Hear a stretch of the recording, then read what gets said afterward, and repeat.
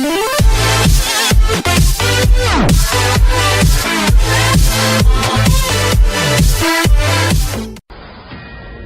you think she is now still running away with this election? I do not. I think this is going to be a close election. All right, big Hillary Clinton backer, Democratic Congressman Emanuel Cleaver, is saying he thinks it's going to be a very close election. And obviously these latest developments have made it closer still. A number of polls out have already shown things contracting very quickly, and that was prior to these revelations of a reopened investigation, whatever you want to call it. To Dr. Ben Carson, the former presidential candidate, Trump confidant, joining me on the phone right now. What do you think right now? Would it change a lot of people's opinions, change their votes at this late stage? What do you think, Doctor? I suspect that it probably will. You know, I have personally been praying for revelations so that the people would know what they were getting. And I think this is consistent with the answers to those prayers. Now, one of the things I always say, the media can pick and choose how much to cover these stories. I seem to remember right after Mr. Comey, I believe on July 5th, had decided not to prosecute or recommend prosecution against Hillary Clinton, they all heralded his decision as Jesus-like. Not so much this go-round. A New York Times op-ed just today, sir, and I'm quoting, Mr. Comey's failure to provide any specifics about a new potentially important development less than 2 weeks before the election day is confounding. The Washington Post, same subject. The question will be how badly damaged was Ms. Clinton's candidacy by the 11th hour re-eruption of a controversy that never should have generated so much suspicion or accusation in the first place. What do you think of that? Well, bear in mind that when those emails were subpoenaed, Hillary Clinton knew that getting rid of them would bring her under scrutiny and criticism. Therefore, there had to be some really bad stuff in there for her to be willing to undergo that. And I think some of that stuff is in here. And they can't hide that. It's too damning. So they have to say something, but by the same token, they can't reveal it all if there's an active investigation. What do you think Donald Trump should do with this? Now, obviously, he's been pounding it in campaign appearances. Other operatives have told me maybe you just let this story go out there, see what the media does. I can well understand his concerns that the media might not be so zealous pursuing this, but it's a big deal now. They're all reporting on it. So how far does he go? What do you think? Well, it is a big deal, but I think he needs to stay with the winning ticket, and that is to talk about the issues, which Hillary doesn't want to talk about because all of her ideals are bankrupt. But is this one of those issues, Doctor? This whole email? The dishonesty is one of the issues. I see. Therefore, it shouldn't be the overwhelming topic. He should bring it up along with all the other things. People of America are very skeptical about our leadership and about our accepting of dishonesty at the highest levels. So yes, he should capitalize upon that, but don't make that the central focus. The central focus are the things that 7 out of 10 Americans are concerned about, that we're off the track. The other 30% probably are benefiting from it. But you know, this is serious business, and we can't get this in a way can sidetrack you. You know, just like the other stuff there. One quick final thought. Someone had told me that you're not going to see a Hillary Clinton voter move over to Donald Trump based on this. What you could see, though, and what we might see, are Hillary Clinton voters not showing up at the polls, frustrated, upset, you know, sort of disconcerted. Do you see that playing out? Oh, I absolutely see that playing out. And in a way, I feel sorry for them. And I would hope that some of them would stop for a moment and think about it. You know, this is not really about Democrats and Republicans. This is about the political establishment and their media cronies and we the people. That's what it's about. And if they stop and think about that, recognize that their children are going to be much better off if we continue, you know, with a country that is upformed by the people as opposed to one that is upformed by the government, I think they might even be able to generate some enthusiasm for Trump. Dr. Carson, great catching up with you again. Be well. All right. Thank you, Neil. You know, with the exception of some pretty big states like Virginia, Minnesota, Wisconsin, I might throw Michigan in there, you know, Donald Trump is oddly competitive in this race with Hillary Clinton. That was prior to all these allegations coming out. I only mentioned those states because he trails by 8 points or more in sort of the round-robin list of polls. So you could make the argument, well, is it worth his fighting to try to win those back? That's in the eye of the beholder. What's going on in Utah is a very different story because Utah is sort of seen as a safe Republican bastion. It was one of Mitt Romney's biggest wins. And take a look at what's going on there. Donald Trump still leads. This is an average, a real clear politics average of polls taken. He has about a 6-point lead. But it's over a third-party candidate, an independent presidential candidate, Evan McMullen, who joins us right now. Evan, good to have you back. Great to be with you, Neil. I'll go crass political brass tacks with you. This latest development with Hillary Clinton and the continuing investigation, who does it help more in Utah? The consensus seems to be it hurts her, so by extension it helps Mr. Trump. What do you think? Well, I don't think it's so clear that it helps Donald Trump. I think that actually I have a better chance of picking up some of Hillary Clinton's voters here in Utah and across the country, and we're going to be fighting for those votes. Hillary Clinton is a deeply corrupt politician. We knew that already. So you're saying that your presence on the ticket draws more votes from Hillary Clinton than Donald Trump? No, I'm not saying that. We're drawing votes from Donald Trump, and I think he's painfully aware of that, and that's why he sent Mike Pence out to Utah recently to help get these votes back. I don't think they're going to come back. But look, people know that Hillary Clinton is a corrupt politician, as is Donald Trump. They're looking for something better, too. Our message is a message of liberty and equality. And guess what, Neil? The beautiful thing about those conservative foundational principles is that they appeal to all Americans. And although most of our support comes from conservatives, we also have people who say that they used to support Bernie Sanders or Hillary Clinton, and now they're coming on board with us. And we haven't changed a thing. This is just good old-fashioned conservatism. All right. Well, obviously, you've heard and raised enough concerns among the Trump-Pence ticket that Governor Pence himself visited your fine state to let people know, I think, that a vote for you would be a wasted vote. I want you to react to this. Well, a vote for any candidate other than Donald Trump, bottom line, is a vote to make Hillary Clinton the 45th president of the United States. So I think what he's saying is vote for that Evan guy, nice as he is, which he didn't say. But thanks, though, Neil. It's just a waste. What do you say? Yeah, well, it's just not the case. The Republicans and the Democrats don't have any claim on our votes. They both want to say that if you don't vote for one of us, well, then you're wasting your vote. Of course, that benefits them. But if they're going to continue to put up flawed, corrupt candidates like Hillary Clinton and Donald Trump, are they always going to demand that they have a right to our vote or that a vote in any other direction is a waste? If we want to continue to have... What were you prior to this? I mean, you were a Republican, I assume, before all this? Yeah, I worked in the Republican establishment. I was the chief policy director. So it was only, much like people like Mitt Romney, it was only his presence, Donald Trump's presence, that made you leave the Republican nominee and the Republican Party? Because Mitt Romney just doesn't like Donald Trump. There are problems that existed within the Republican Party before Donald Trump. He came in and took advantage of them. I objected to them before Donald Trump. Though they weren't fixed because we didn't have leaders who would stand up for equality and liberty in the Republican Party.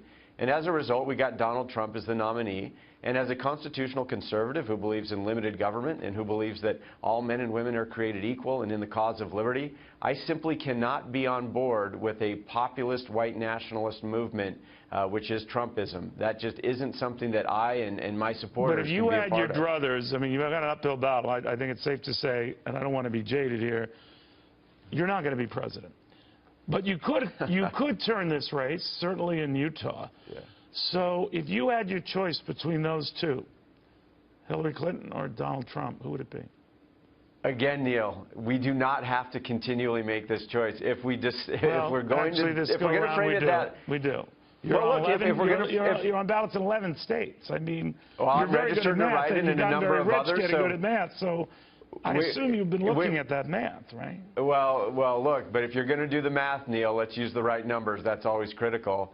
And we're registered as a write-in, or we appear on the ballots in 43 states, the vast majority of Americans But can vote. again, 32 of those states, you're registered as a write-in. You're right. But again, on the ballot where they could see Evan McMullin, 11 states. That's tough. Look, prior presidents have won states as a write-in candidate. Eisenhower, Nixon, Kennedy, and others. Murkowski, Senator Murkowski won her Senate race in Alaska as a write-in candidate. All those guys were on the ballot in the Eisenhower and Kennedy example used in all 50 states. No, I'm talking they won states where they were a write-in. Anyway, Neil, this is the point. We've got two major party candidates who are big government liberals. That's what we're left with.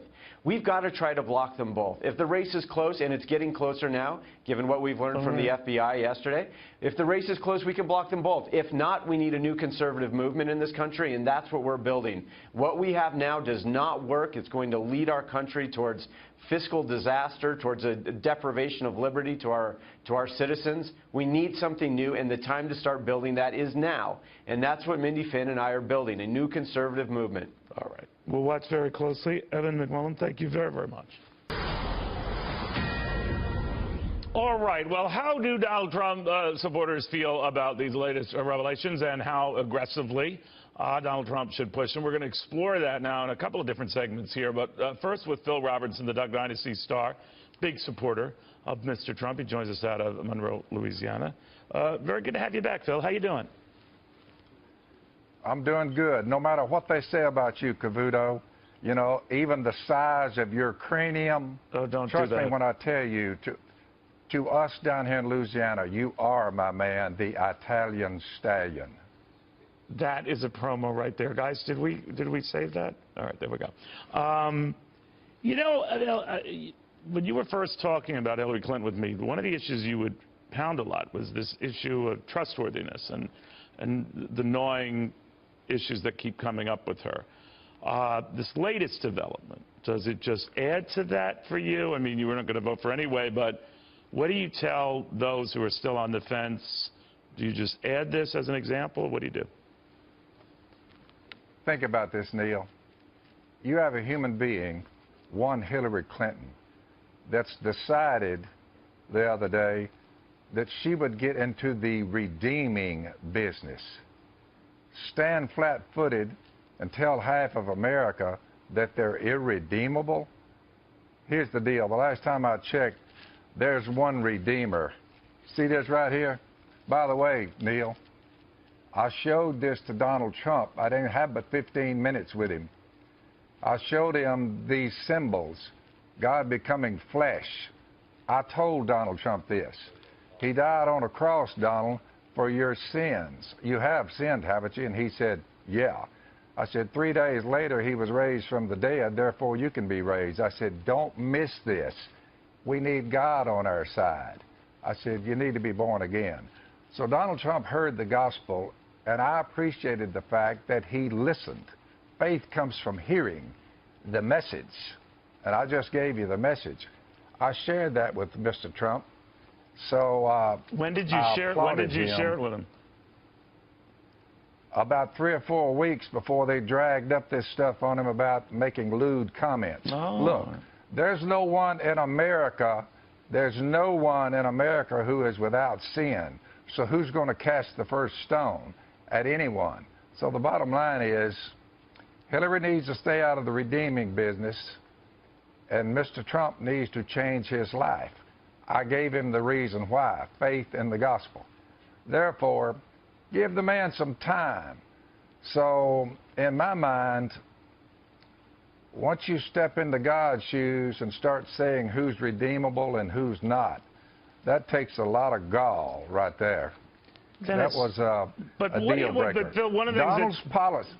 One of the things I'm going to ask you about that, when you talked about this with Donald Trump a few weeks ago, I guess, before these revelations came out, he attacked, a lot of these women, maybe because he felt that the charges were curious as their timing.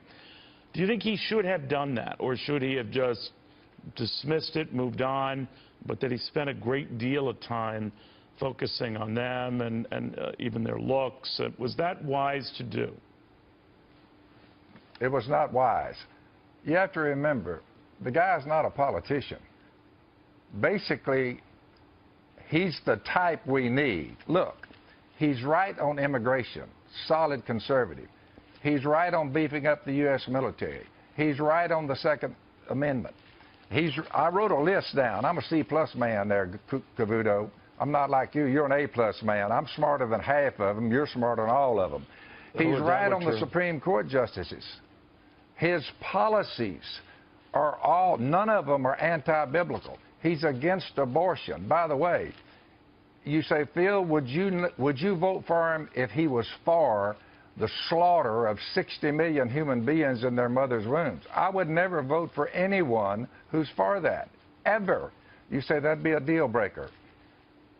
We shouldn't practice perversion in the United States of America or anywhere else. It's a deadly disease that follows that behavior.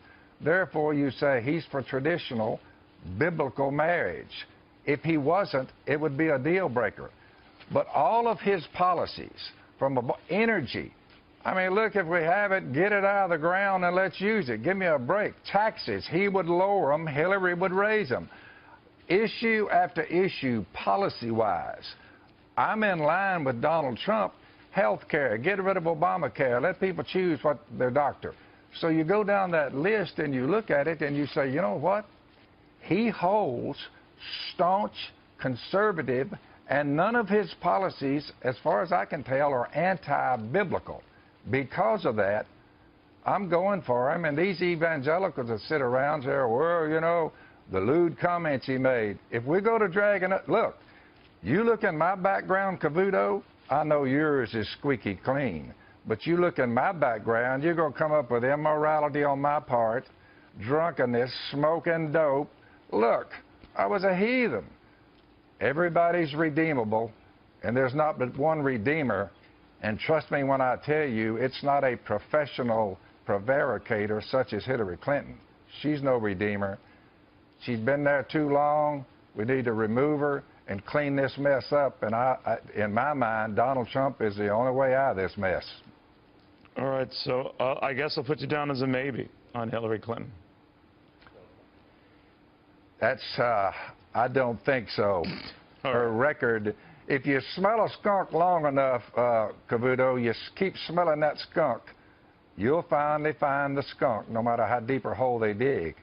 So, no, she's out. Old and worn out, old stuff, Barack Obama all over again, and this whole thing's going to collapse around us unless America repents, turns to God.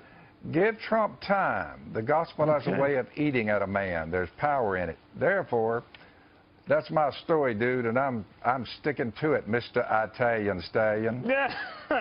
Well, you're a different kind of guest, I will say that. Phil Robertson, as you're speaking, I'm getting flooded with emails. Very good having you on again. And I'll let the big head comment go. But I think the TV just makes it look bigger. People who bump into me say your head isn't that big.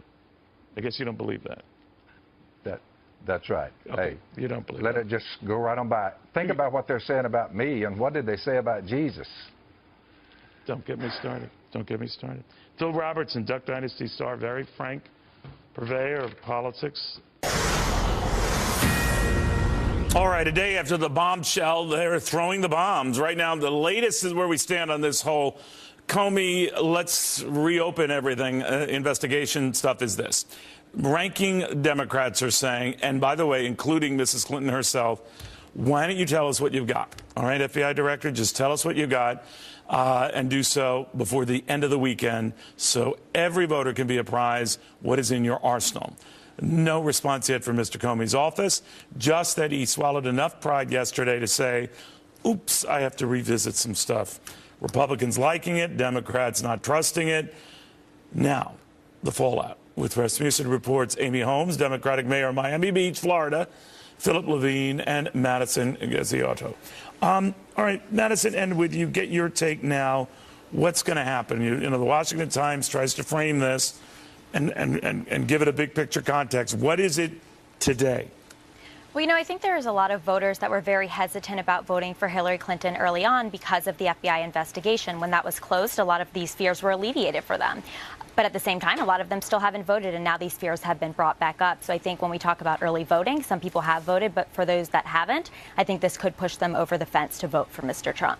You know, Mayor Levine, one of the things I hear from a lot of Trump supporters is they're not nuts. I mean, they're not saying that, all right, all those Hillary voters are going to be our voters. What they're hoping for, they tell me, including one earlier here, is that those frustrated Hillary voters just stay home.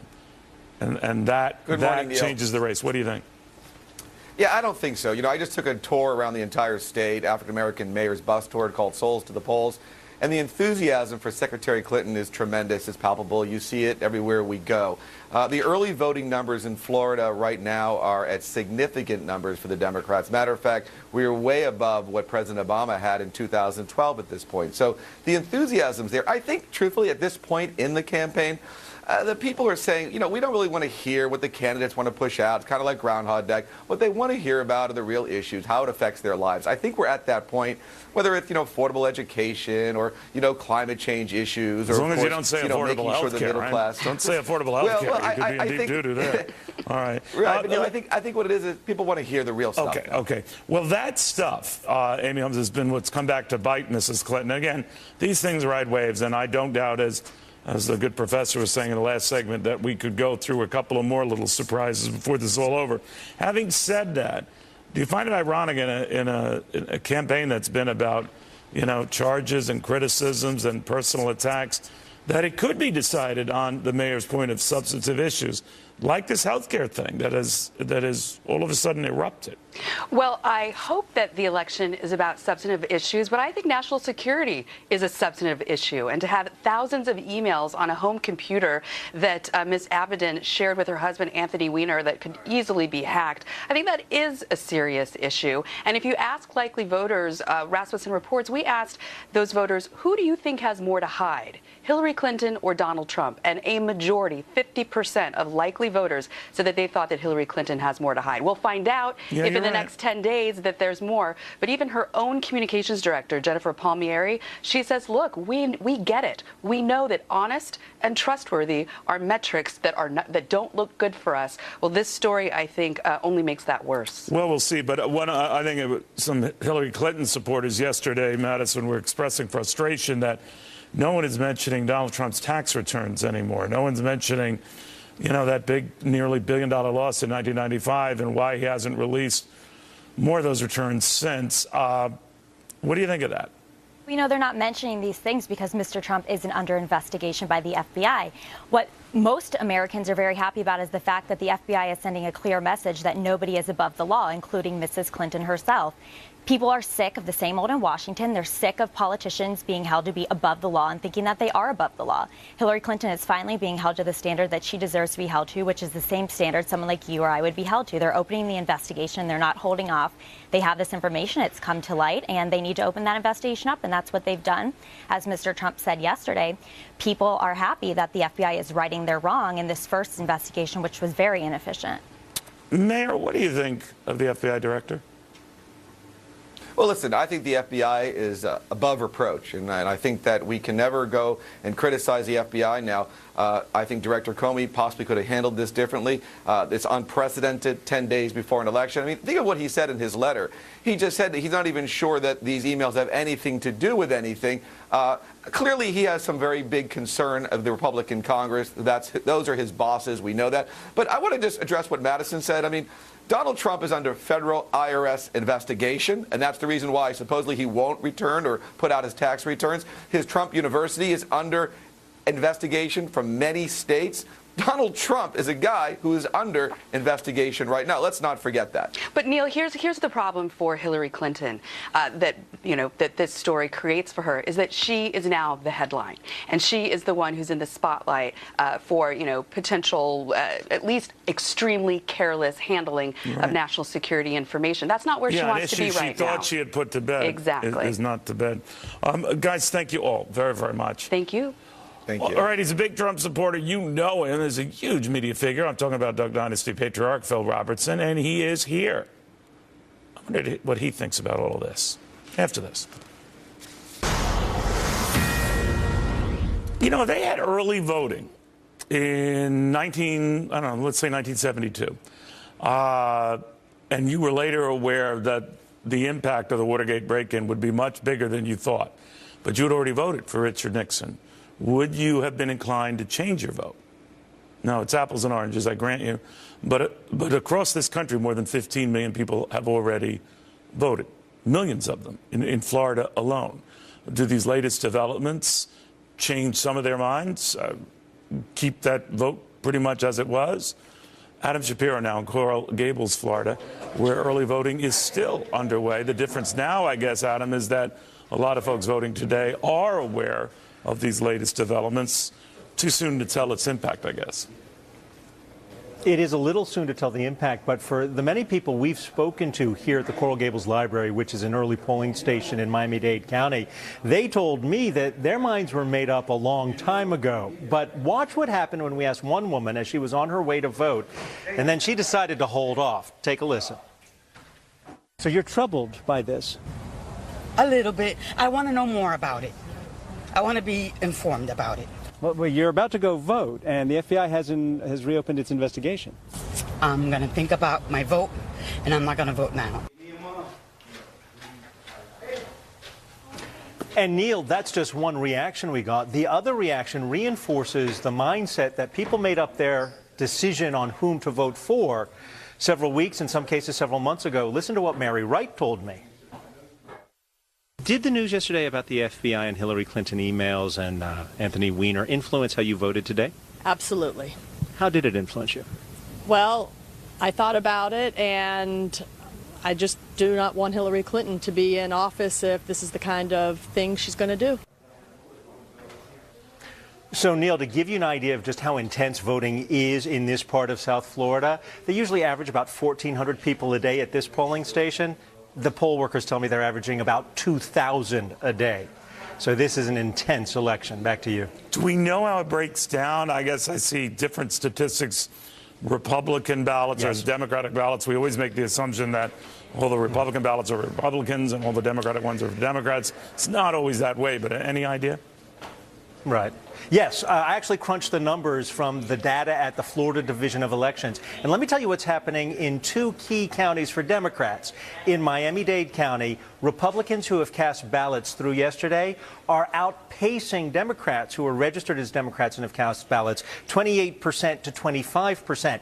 In Broward County, where Democrats outnumber Republicans 2-1, it's neck and neck, roughly 22% for both parties of registered voters. So that's bad news, analysts tell me, for the Democrats. The bottom line is that the Hillary Clinton machine is not turning out its base, and you see that reflected in these early voting numbers.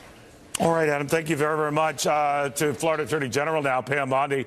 Very good to have you. What do you make of this early voting and what read you're getting from it? Of course, a lot of these early voters, with the exception of those today, did so before being apprised of these latest developments in the Hillary Clinton email scandal. What do you make of it? Well, Neil, you know what? I commend those two ladies that you just had on, because they're taking this voting process very seriously. And it sounded like they were going to vote for Hillary Clinton, but they said, whoa, wait a minute.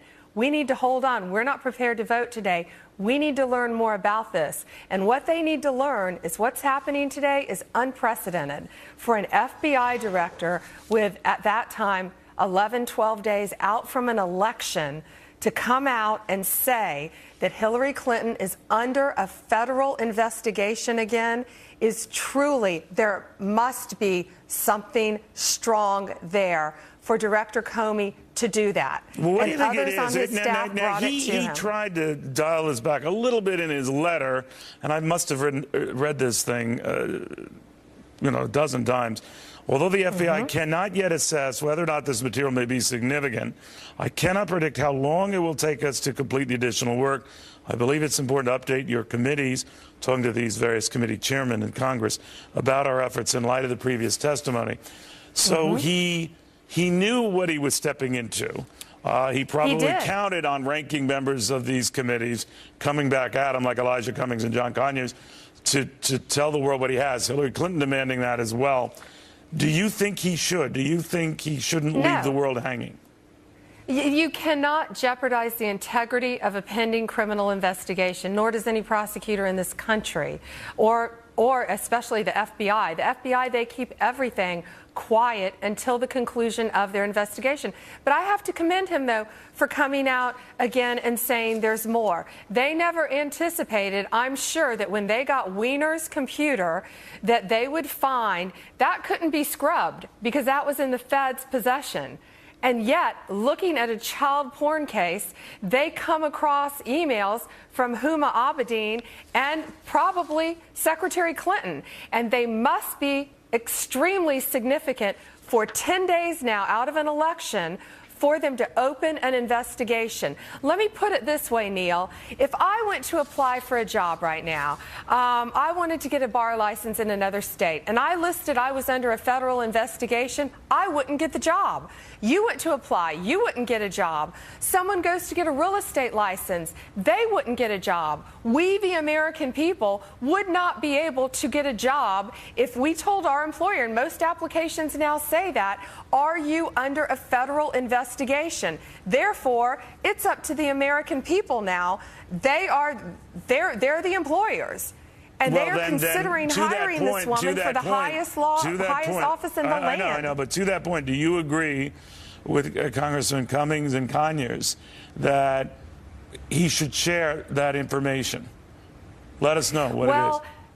As a career prosecutor, though, you cannot jeopardize a pending investigation by sharing investigative materials during the course of the investigation. It speaks volumes that 10 days out they would open an investigation against her again. Okay. You know, and our Constitution, Neil, it speaks to this. Speaks to this, and I don't think our Constitution ever contemplated a candidate as corrupt as Hillary Clinton. All right, every time I see that, it just scares me. It's just like, is it done yet? We're getting a fascinating story out of the Washington Post saying that the Justice Department had warned the FBI that the director's decision to update Congress on this Clinton email issue was not consistent with policy. But this does seem to confirm earlier indications that the FBI director did at least run it through his bosses at Justice. Remember, the FBI director technically reports to Justice and the Attorney General, telling them that he intended to inform lawmakers of these newly discovered emails. These officials then told him the department's position is, and I quote, that we don't comment on an ongoing investigation and we don't take steps that will be viewed as influencing an election.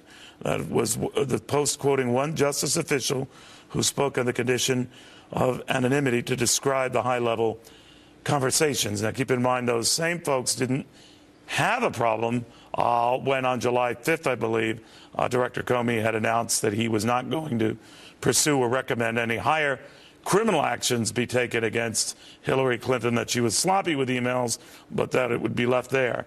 There were no such complaints then, complaints now. A read from former Republican Oklahoma Senator Tom Coburn. Senator, I don't want to just throw that at you, but I'm throwing it at you. What do you think of that? He did bounce this off his bosses. His bosses were not pleased. Well, I think it's a real foundational moment for America to actually look. Does the Attorney General work for the President, or does the Attorney General work for the American people? And we've had very few in recent years that have actually worked for the American people. The President appoints them, but the Congress approves them. But their job is to represent us, not the President, and not a Democratic or Republican administration.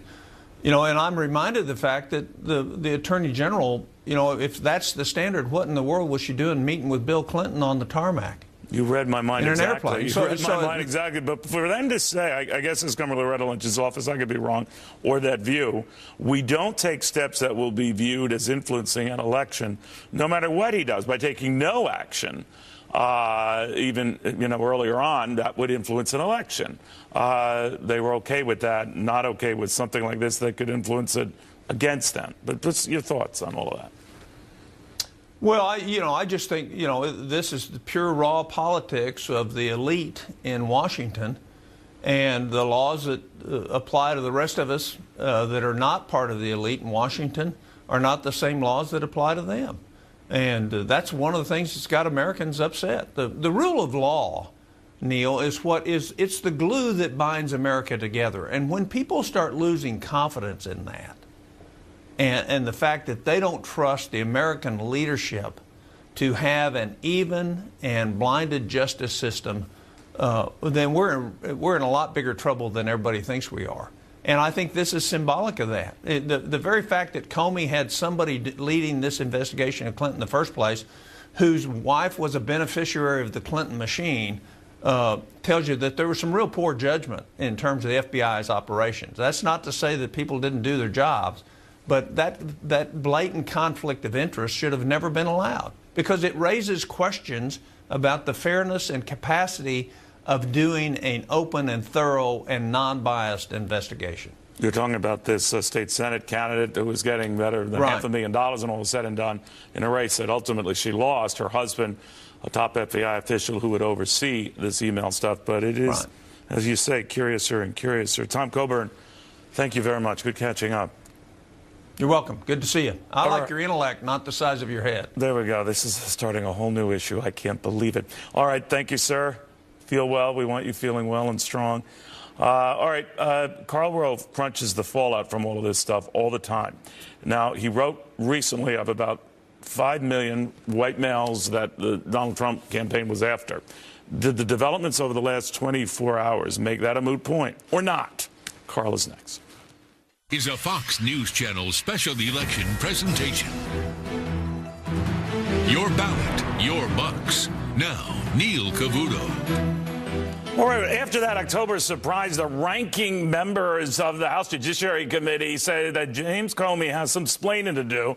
And in fact, they put a deadline on it. By the end of the weekend, tell us why the heck you decided to drop this bombshell now. In a letter to Comey, as well as the Attorney General Loretta Lynch, they go on to say that I'm asking the director right now that he would not let this weekend go without providing further clarification into what this letter means, because I think that would be fair to Ms. Clinton and fair to the American people. That letter, of course, an apparent reopening of the Clinton private server email investigation that has turned this presidential race upside down. How upside down?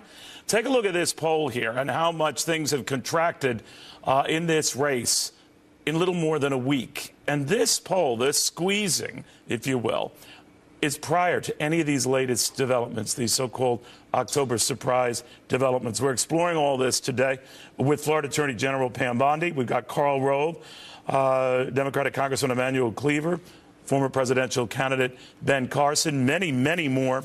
But right now the focus is on, as it should be, this new probe and what it means and what those pertinent emails mean. A key reference in Mr. Comey's letter that has everyone kind of scratching their heads.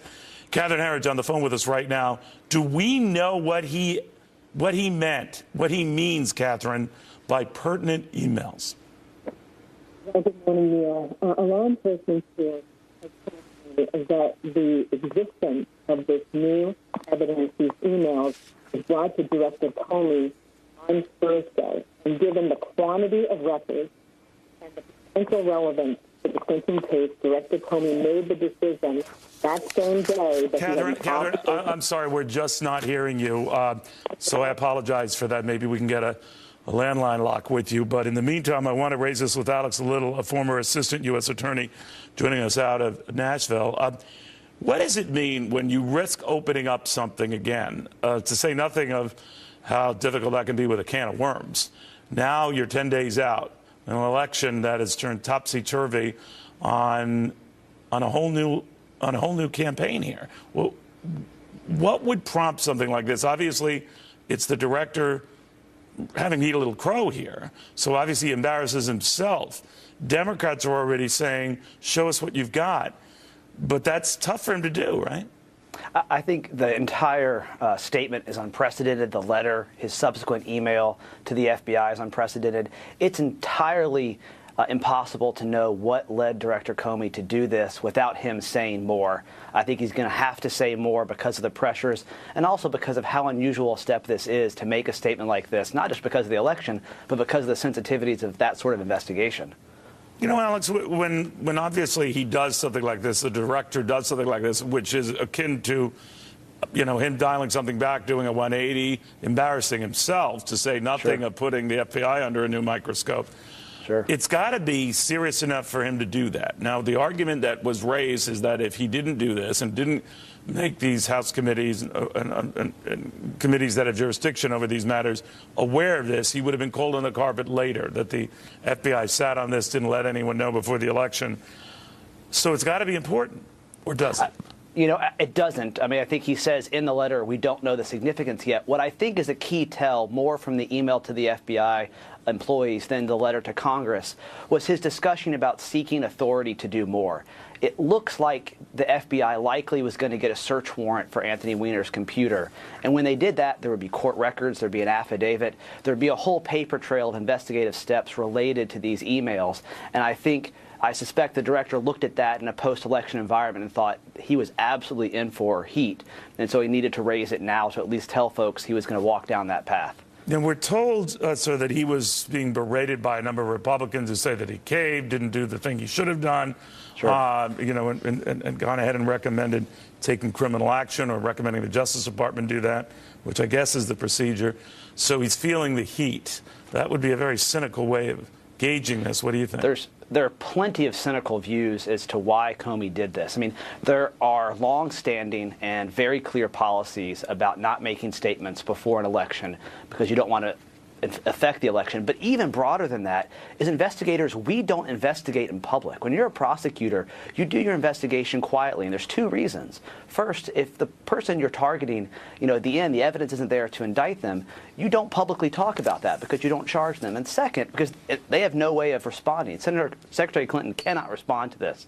And second, if it is a case that's going to move forward to prosecution, you potentially risk ruining the ability to convict that person at trial by these sorts of disclosures pre-indictment. So there's a long-standing policy. By the way, not real to do quickly, this. would that apply to revealing what you've got, as some Democrats have urged, Hillary Clinton herself urged last night, that would be tainted evidence then? Well, at this point, the chain of things that Comey has done has violated policy at every step. And so I think the real obligation that he has now is there is an election. He can't bury his head in the sand and pretend like he doesn't play a role now. And he needs to give, I think, the most thorough accounting of what's going on as possible. All right. Thank you, Alex Little, former assistant U.S. attorney. I want to bring in Emanuel Cleaver now, Missouri congressman, Democrat, on what he thinks of what his colleagues want to do, including Elijah Cummings and John Conyers, the ranking members of that House Judiciary Committee. Congressman, they're urging the FBI, more directly the director, give them this information by the end of this weekend, by tomorrow, presumably. How do you feel about that? Well, I think both sides seem to be asking for the same thing. Donald Trump supporters and spokespersons are asking for the same information, so I think it would be good. But I'm also concerned about what is happening in this presidential election that could be damaging to the country. Well, a lot of things have already happened that are damaging. But we don't need to damage the FBI. I think Comey is a good and decent guy. I think he is a Boy Scout, as many people believe. I think he's wading out in some waters here now that he perhaps shouldn't have gotten into. But this is not good news for anyone, because what's happening in America is that if a person gets indicted that we don't like, then we say we have justice. If it's on the other side, we say it's injustice if it's not the decision we want. I think that's dangerous for the law enforcement community. It's dangerous for the judicial system.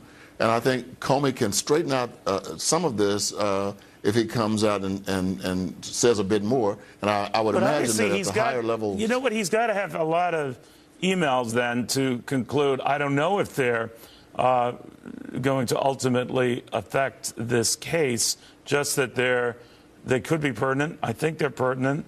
It leads me to believe, sir, that maybe he has quite a few of them there, and he obviously can't read and go through each and every one and compare it to the existing emails that the FBI has already reviewed. So wouldn't there be a danger in him releasing all of that before the FBI itself has had a chance to look at all this stuff? Because anything released to a committee obviously gets leaked out very, very quickly. And then you're in even bigger duty. Yeah. I agree with you. Some of the leaks are suggesting that there could be as many as 30,000 But I think it's important to realize that this email exchange is between Anthony Weiner and his wife, and it doesn't involve the server at the Clinton house in White Plains. So I think that, you know, there's a dark cloud over everything right now. It's not good for the Clinton campaign. There's no need in me trying to paint it any other way. But I think that when the smoke clears after this election, there are a lot of things we're going to have to think deeply about, and one, damaging institutions is big. Could you have ever envisioned, could you have ever written a script like this, Congressman, where a presidential race, a little more than 10 days out, is turned upside down over a potential sexting scandal involving a U.S. congressman married to a key Hillary Clinton confidant, and their estranged marriage and their communications back and forth, and then their seized devices? I mean, I don't think Ludlam could top this. No, Shakespeare, nobody could have. That's right, Shakespeare. I didn't think of that. They didn't even have email back then. Yeah, I mean, if someone wrote this out, you know, for a television or a movie, it would be rejected. You know, they'd say it's too unrealistic. And yet, here we are. Anthony Weiner is having some kind of impact, if only disturbing our peace for a few days, on the election of the next president of the United States. Anthony Weiner, a disgraced member of the House of Representatives. Real quickly, whatever happens with this, Congressman, it's sort of reignited concerns over trustworthiness, issues with Hillary Clinton, issues that she had hoped she had put to bed, not necessarily satisfied, but had people focused on Donald Trump and his problems, to the point that she looked like she was running away with this election. Do you think she is now still running away with this election? I do not. I think this is going to be a close election. Now, we've had millions of people to already vote before all of this happened. I was in North Carolina and in Indiana and Michigan and Florida over the last 2 weeks, and you know, millions of people are standing in line. Yeah. That, you know, their vote is there. But you know, this is going to be a close election. I think people who thought this was some kind of runaway election for Hillary Clinton were wrong when they started saying it 10 days ago. Yeah, you were saying that more than 10 days ago. Emanuel Cleaver, Missouri Congressman, very good chatting with you again. Thank you. Good to talk with you. All right, to the Congressman's point, millions of people have already voted early before any of this came to light. How many of them would want a second shot at voting again? How many of them would like to sort of weigh on where this is going to finish up if they had a chance again? Too late for them. But the early voting continues now en masse in Florida. That state's Attorney General, Pam Bondi, next.